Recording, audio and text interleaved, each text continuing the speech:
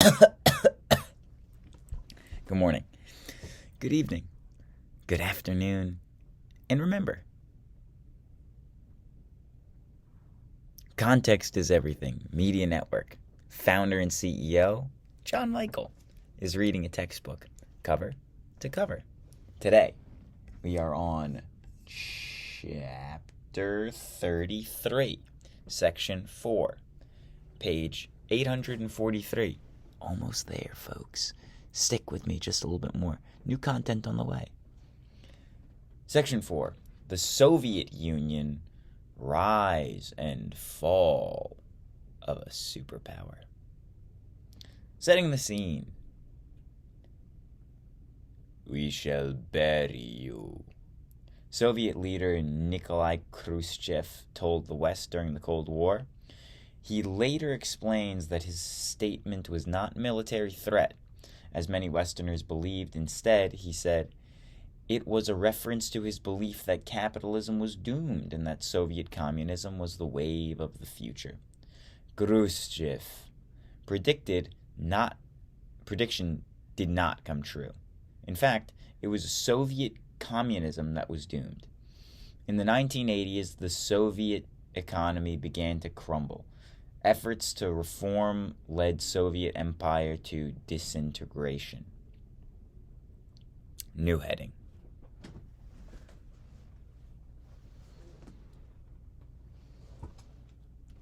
Soviet government and economy. After World War II, the Soviet Union emerged as a superpower. Under Stalin, it established a sphere of influence from the Baltic to the Balkans. Victory, however, brought few rewards to the Soviet people. Stalin continued his ruthless policies.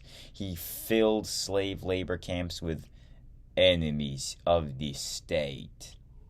It seemed ready to launch new purges when he died in 1953.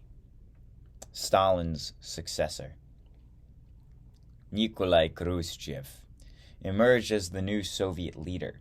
In 1956, he shocked the top Communist Party members when he publicly denounced Stalin's abuses of power. Khrushchev then pursued policy of de-Stalinization. He did not change Soviet goals, but did free many political prisoners and ease censorship. He sought to thaw the Cold War,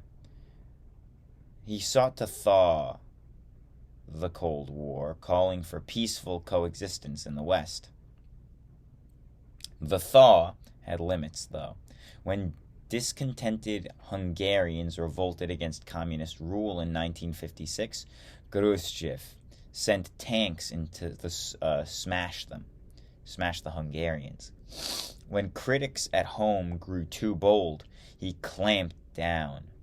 It appeared that a return to Stalinism could happen at any time. Khrushchev's successor, Leonid Brezhnev, held power from the mid-1960s until he died. So Khrushchev, when did he die? Does it say on the side panel here? Doesn't say on the side panel. Wait, what? Khrushchev's successor, Leonid Brezhnev, held power from the mid-60s until he died in 1982. Brezhnev rigorously suppressed dissidents, people who spoke out against the government. Critics faced arrest and imprisonment. Some were locked away in insane asylums, a policy once used by Tsarist Russia.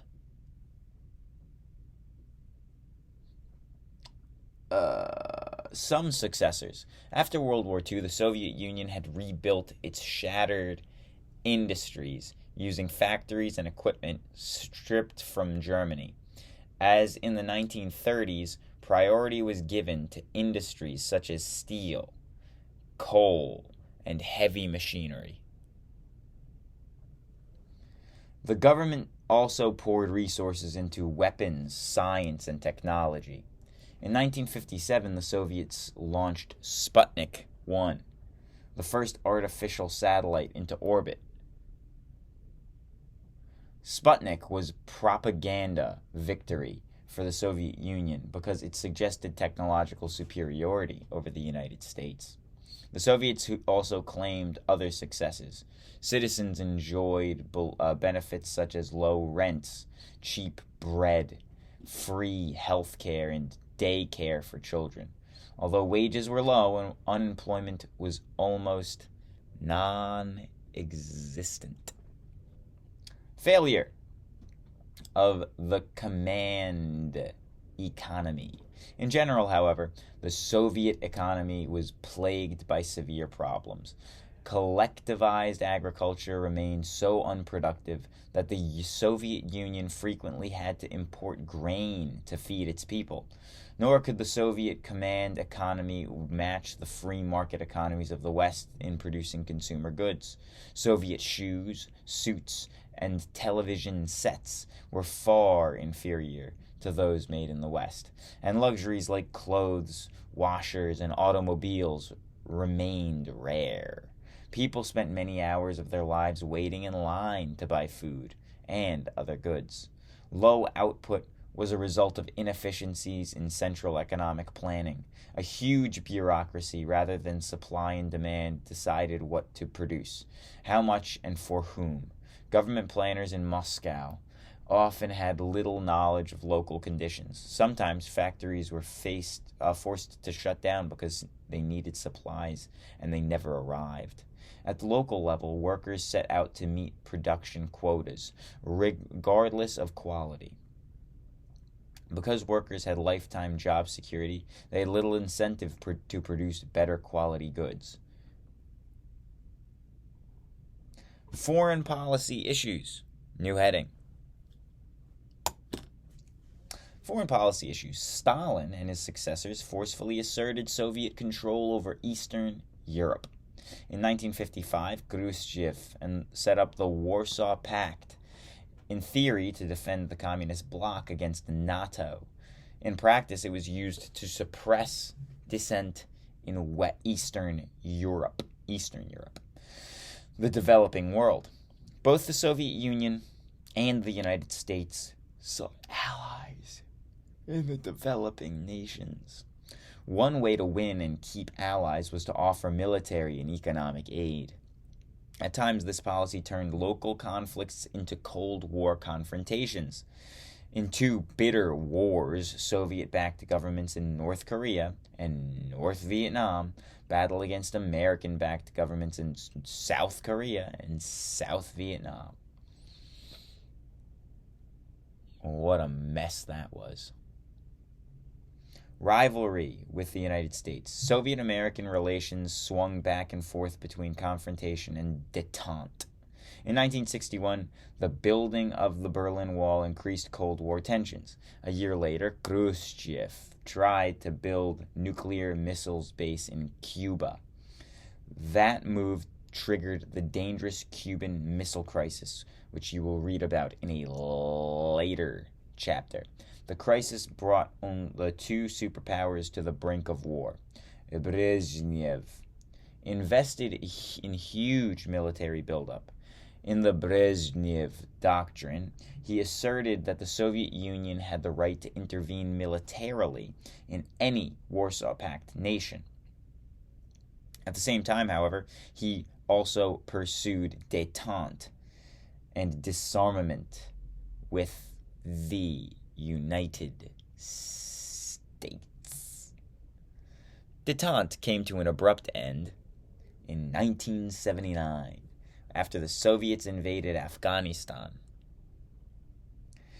To ensure Soviet influence in that neighboring nation, like the Vietnam War, the United States, the Afghanistan War drained the Soviet economy and provoked crisis of morale at home. Like the Vietnam War for the United States, the Afghan War drained the Soviet economy and provoked crisis of morale. Meltdown at Chernobyl. In the early morning hours of September 26, 1986, disaster struck Ukrainian city of Pripyat.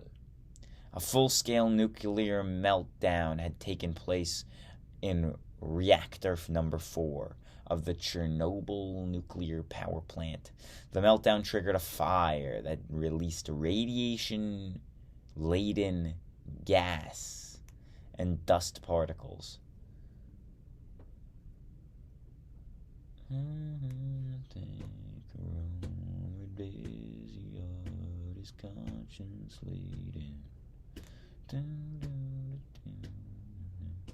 The word laden reminds me of a song.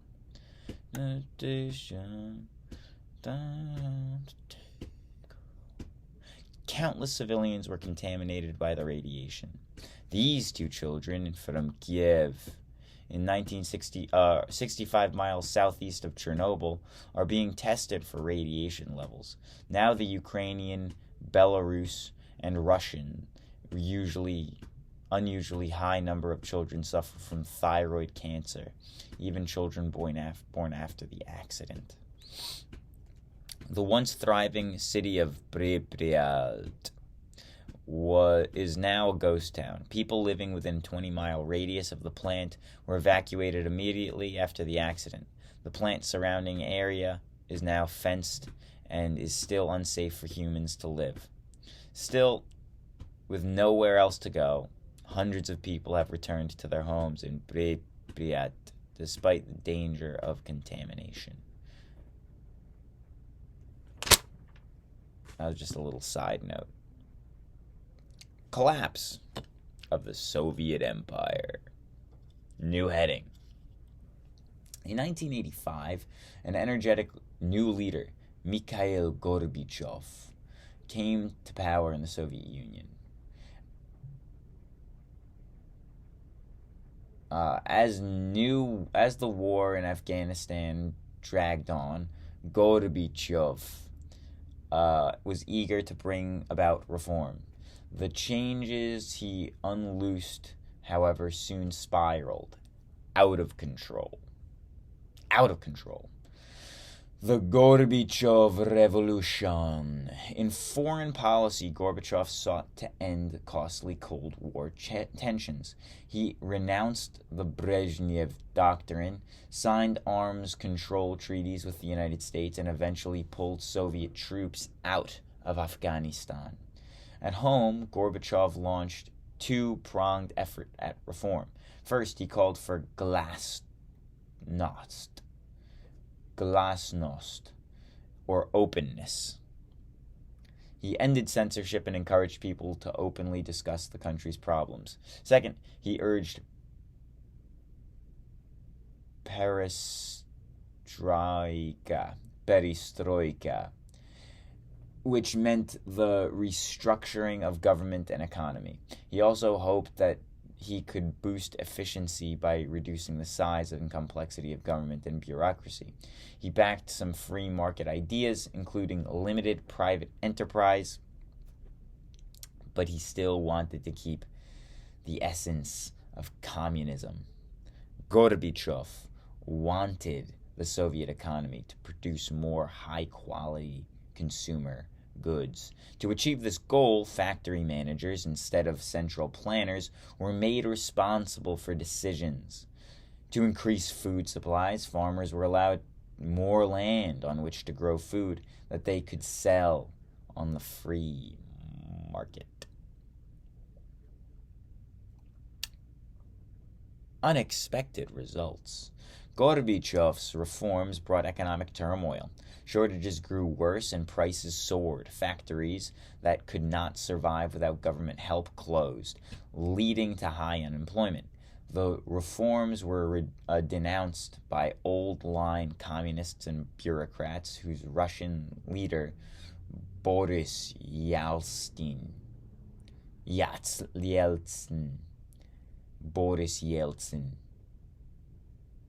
At the same time, other critics, like the popular Russian leader Boris Yeltsin, demanded even more radical changes. Problems increased as glasnost, or openness.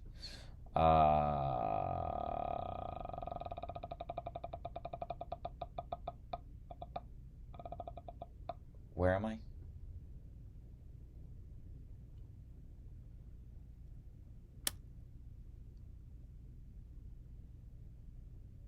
Problems increased as glasnost fed unrest in the multinational Soviet Union. The Baltic republics of Estonia, Latvia, and Lithuania, which had been seized in 1940, regained full independence in 1991. The Eastern Europe countries of Poland and South Germany. Poland and East Germany to Romania and Bulgaria broke out of the Soviet orbit.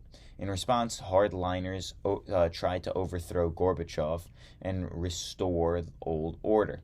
Their attempted coup failed, but it further weakened Gorbachev. In 1991, as more Soviet republics declared independence, Gorbachev resigned as president. After 74 years, the Soviet Union ceased to exist. What about the wall? I thought Gorbachev was the guy when the wall came down. Maybe I read it and I wasn't listening. Possible. The Russian Republic. New heading. Russia, the largest Soviet republic in size and population, had dominated the Soviet Union since its creation. After the breakup of the Soviet Union, Russia and its president, Boris Yeltsin. Oh, Gorbachev was the USSR. Yeltsin was Russia. See, this is something that I didn't know, and I don't think they've explicitly said yet in this book. Russia was a country the whole time? Or was it like a state of the USSR? Is that what it was? Russia was a state of the USSR. With a president. Or was it a country in the USSR with a president? Still don't know. After the breakup of the Soviet Union, Russia and its president, Boris Yeltsin, faced a difficult future. Economic problems to solve Russia's economic problems and gain Western aid. Yeltsin privatized more state-run industries and collective farms. The changeover to a market economy was painful. Unemployment, pensions were especially hard hit. Unlike East Germany, which got massive aid from West Germany, Russia got relatively little aid from the West. Despite these difficulties, some Russians prospered in the new economy. Their success, however, fanned resentment among poorer Russians. Meanwhile, criminals flourished and ruthless gangs preyed on new business class. In 1998, Russia barely avoided financial collapse when it defaulted or failed to make payments on much of its foreign debt. The value of Russia's currency, the ruble, collapsed. The economy survived, but banks and businesses closed. People lost their savings and jobs. In time, a few industries began to recover, but experts predicted further problems. Yeltsin's failures to solve the crisis and frequent change of top officials fed uncertainty and unrest.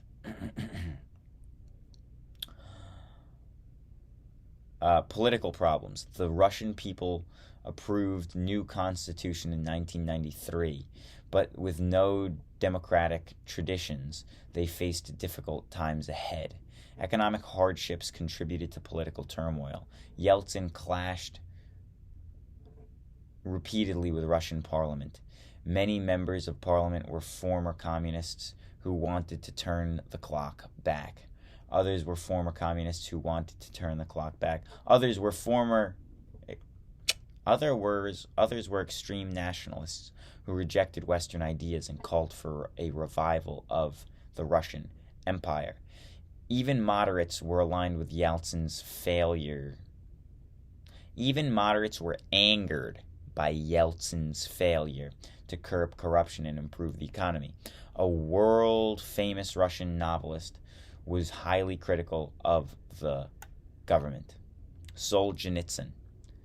Our government has not taken a single step unmarked by ineptitude. Worse, our ruling circles have not shown themselves. I'm going in British. Worse, our ruling circles have not shown themselves in the least morally superior to the communists. Russia has been exhausted by crime. I'm going to read it again. Our government has not taken a single step unmarked by ineptitude. Worse, our ruling circles have not shown themselves in the least morally superior to the communists. Russia has been exhausted by crime, by the transfer into private hands of billions of dollars worth of the nation's wealth. This was Alexander Solzhenitsyn, New York Times, January 4th, 1997. And what a year it was. Further troubles arose when minorities within Russia sought greater autonomy and independence. In 1994, Yeltsin failed in his brutal attempt to crush a revolution in Chechnya, a region in the Caucasus Mountains. That region was home to a variety of ethnic and religious groups, including Muslims. In 1999, fighting between Russian troops and rebel forces again raged in Chechnya. At the same time, a wave of terrorist violence broke out in Moscow. By early 2000, Russian troops had gained the upper hand and the Muslim rebels were in retreat. The future democracy in Russia remained uncertain as politicians and former communists and ultranationalists jockeyed for position. In 1999, moderates made a strong showing in parliamentary elections. That same year, Boris Yeltsin resigned and Vladimir Putin, a veteran of Soviet Secret Service police, the Soviet secret police, became acting president, the KGB.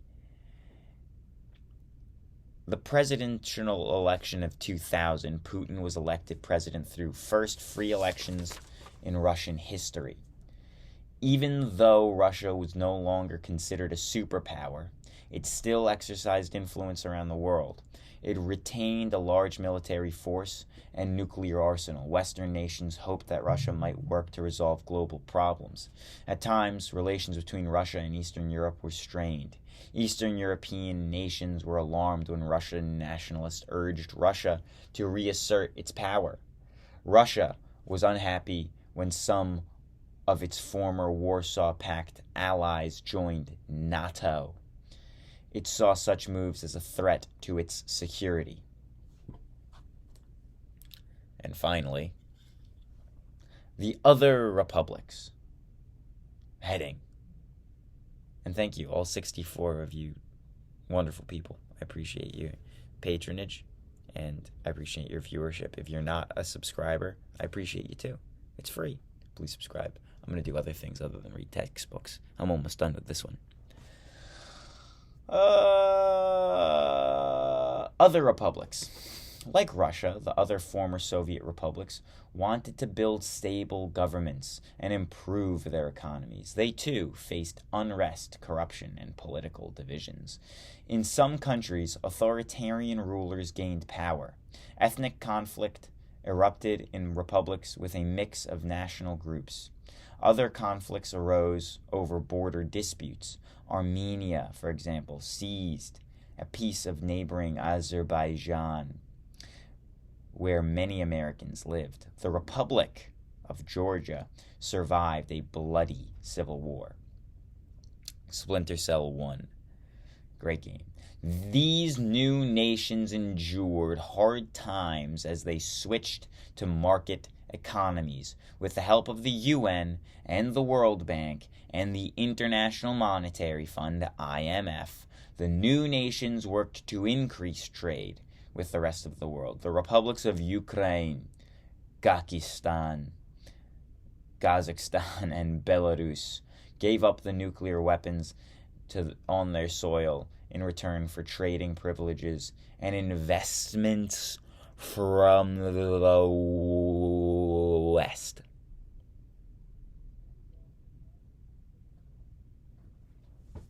Goodbye. God bless. Have a good one. Love ya.